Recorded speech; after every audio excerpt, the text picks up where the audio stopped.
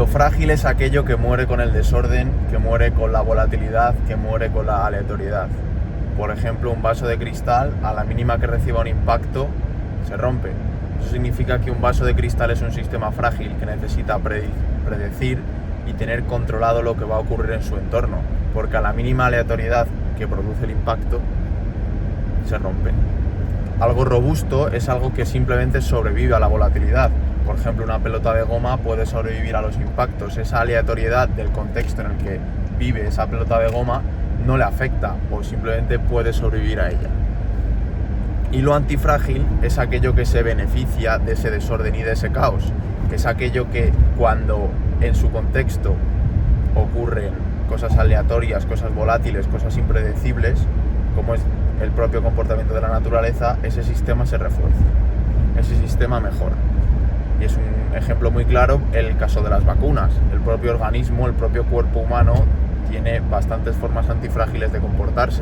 Las vacunas introducen aleatoriedad, volatilidad, caos en el cuerpo a través de bacterias, a través de viruses. Creo que son viruses. Para las bacterias no lo tengo muy claro, yo creo que sí.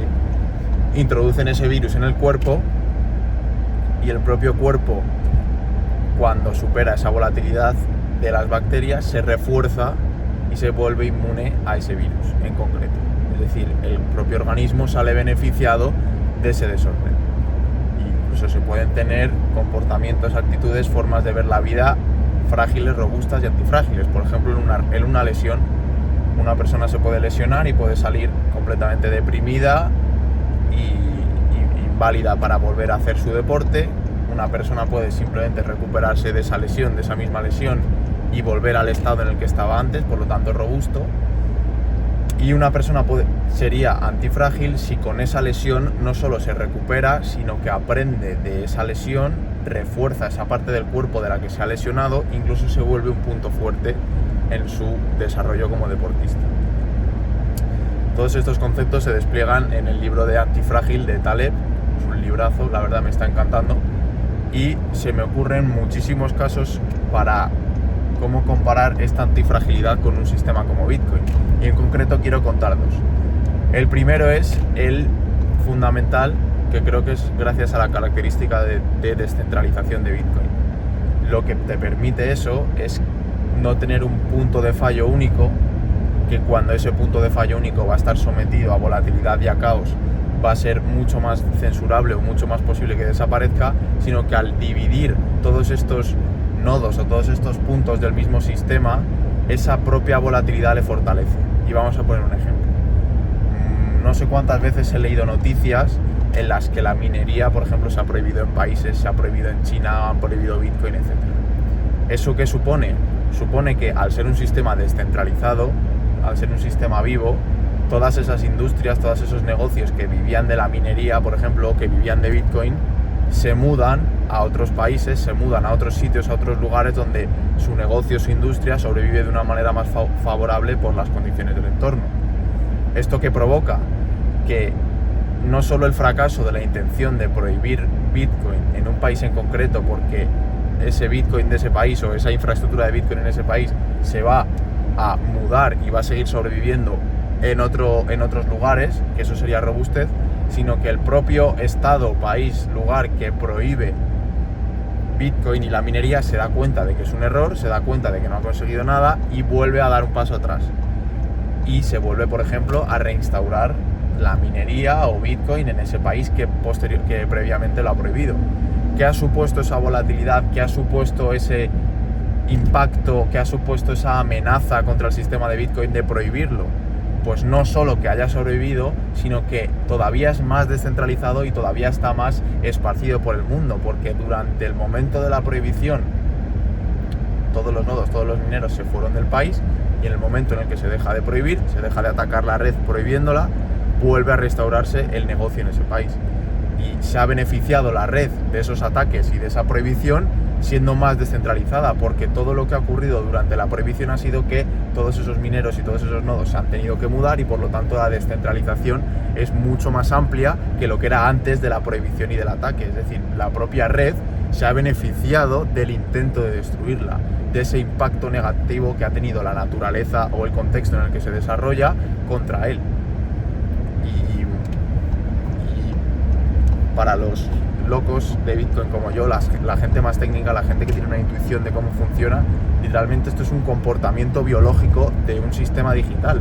Es como los propios incentivos o como la propia característica de subsistencia de este sistema, de esta red, sobrevive y se adapta a la naturaleza y al contorno en el que se despliega, y eso ocurre en el propio cuerpo, como hemos mencionado antes con las vacunas, ocurre en la naturaleza en general.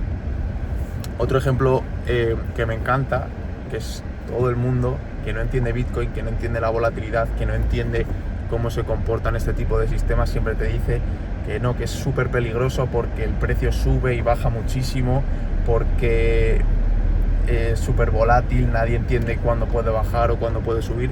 Y eso es porque, aparte de que todavía se tiene la referencia en el precio, que yo creo que cuando empiezas a entender Bitcoin enseguida te quitas esa referencia, sino que esto es una manera de limpiar el mercado. ¿Y qué significa esto? Cuando Bitcoin se desenvuelve en un mercado financiero y es un activo todavía en crecimiento y hay tantísima volatilidad, eso lo que provoca es que gente con desconocimiento de cómo funciona, gente que quería entrar a ganar dinero rápido, gente que no es todavía fiel o que no todavía entiende cómo funciona Bitcoin, se salga. Eso provoca más volatilidad, el precio cae más y provoca todos estos movimientos que en el corto o medio plazo son tan bruscos y asustan tanto y parecen a priori tan peligrosos. Pero lo que provoca esto también es que se queda el mercado muy limpio de gente que no entiende y gente que no sabe dónde se está metiendo. Y eso provoca que solo se queden aquellos que entienden lo que está ocurriendo, que entienden cómo funciona Bitcoin, aquellos que no están para ganar dinero rápido, aquellos que quieren construir, aquellos que quieren adoptar, aquellos que empiezan o que entienden más cómo es esta tecnología, y esos son los que se acaban quedando en cada ciclo en el propio sistema de Bitcoin, no solo invertidos, sino en la infraestructura, construyendo.